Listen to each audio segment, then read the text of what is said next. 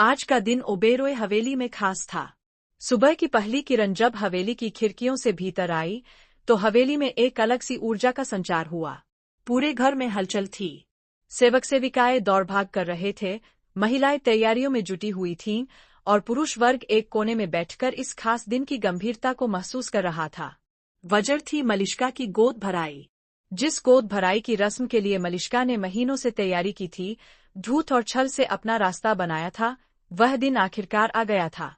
लेकिन इस दिन का सूरज अपने साथ सिर्फ उजाला नहीं, बल्कि बहुत सारा अंधेरा और तूफान भी लाने वाला था।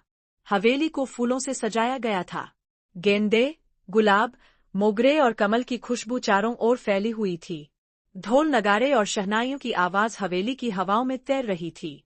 हर तरफ रंगों की चादर बिछी हुई थी, लेकिन इन रंगों के बीच एक चेहरा ऐसा भी था जो बेरंग था, लक्ष्मी। वह लड़की जिसने ऋषि के लिए सब कुछ कुर्बान कर दिया था। आज उसी की आंखों के सामने वह रस्म होने जा रही थी, जिसका सपना उसने कभी अपने दिल में संजोया था, पर नियति ने उसका भाग्य किसी और दिशा में मोड़ दिया था।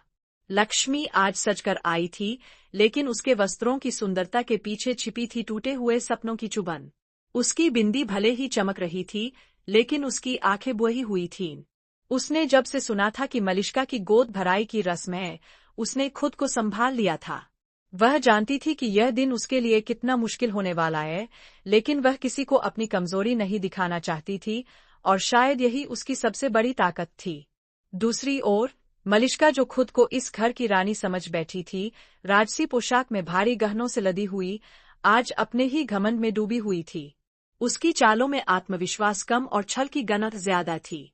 वह हर उस रिश्ते को रौंद चुकी थी जो कभी सच्चा था, खासकर ऋषि और लक्ष्मी का रिश्ता। जैसे जैसे वक्त पास आता गया, घर की महिलाएं ढोलक की थाप पर गीत गाने लगीं। लाली लगे माथे पर कंगन खन के, हाथों में गोद भराई आई। बहू रानी के हाथों में पूरा वातावरण रस्मों की पवित्रता से भर गया था, लेकिन उसी रस्म के केंद्र में मलिष्का का झूठ बैठा था, उसकी प्रेगनेंसी का झूठ, उसकी साजिशों का बोध। फिर वह दृश्य आता है, मलिष्का को सजाकर दीवान पर बैठाया जाता है। सभी महिलाएं